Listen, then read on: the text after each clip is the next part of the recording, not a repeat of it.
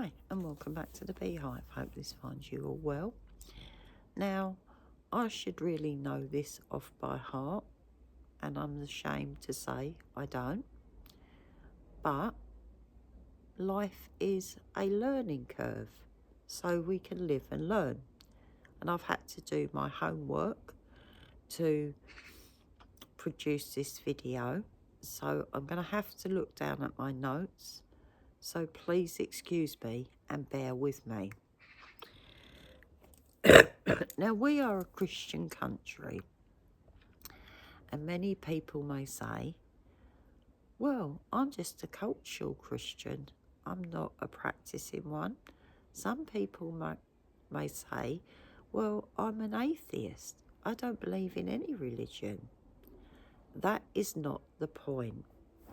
The English Constitution, the core principle of our country, our laws, and many other things were built upon the faith.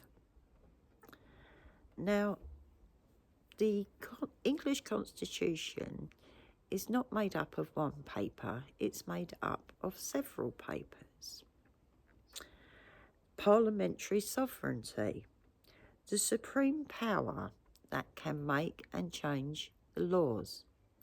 Now, if you go to other countries, they will not allow other faiths into their parliament. So why have we?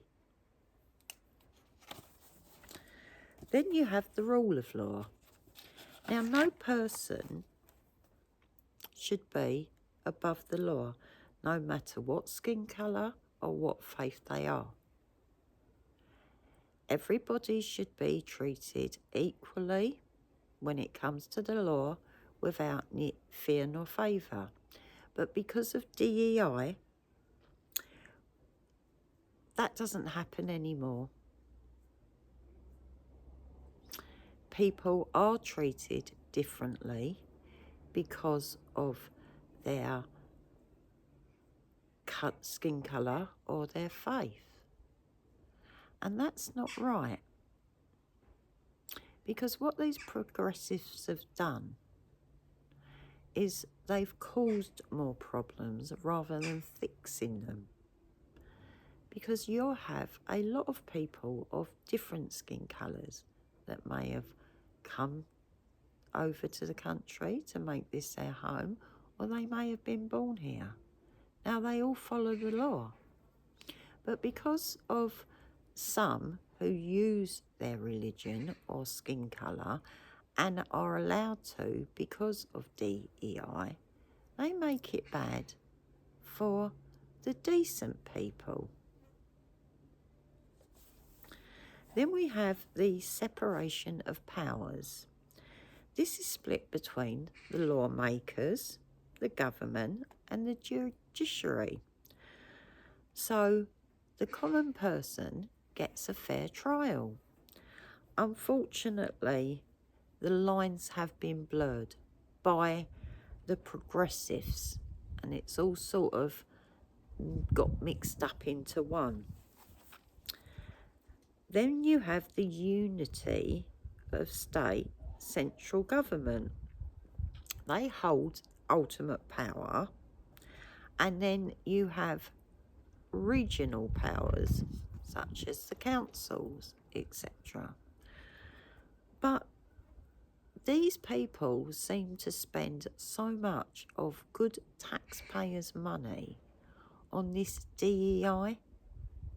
Instead of fixing the roads or sorting out and building more schools or the infrastructure, a lot of this money goes on DEI. And these regional powers have been taken away from the government and given to other, what would you call it, authorities. And now government has got so big, it's massive. and these little regional powers and these civil servants, hence they call it the blob. Then we have the historical sources, but they are being overlooked by the progressives to suit their agenda. So you have the Magna Carta, a limited power taken of the king and set the right to a fair trial. For back in the day, the common folk, the peasant folks. So it wasn't just the elite that got fair trials. Then you have the Bill of Rights. Now that gave us power over the monarchy to protect free speech within Parliament. But so many times MPs have been corrected on what they must and mustn't say. And our free speech is being taken away. Again, by the progressives. Then you have the Act of Union. Joint the parliaments between England and Scotland.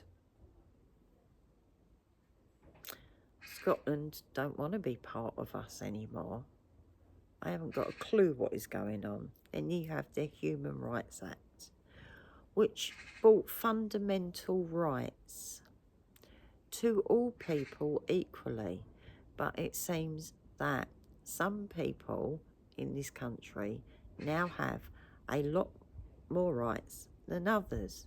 So we need to go back to basics, strip the law right back and rebuild it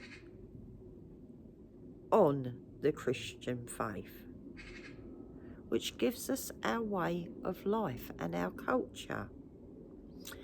The things like women and children first, queuing, standing on one side of the escalators or the stairs, and so much more. All of our culture was built on the Christian faith, the one faith of the country. Now we seem to have multiple faiths, and that's not a good idea, because you will always get other faiths who want to be more dominant, who want to take over. That is why the king was meant to be protector of the faith, not of all faiths. So the Christian faith, whether you're a cultural Christian or a practicing one or an atheist, it is important to the country. It's what this country was built on. So I hope I've got that all right, and I hope that was of some interest to you. So whether you're a cultural Christian, a practicing one, or an atheist, it's important that we understand and we teach our kids and our grandkids why the Christian faith is so important to our homeland. Bye-bye for now.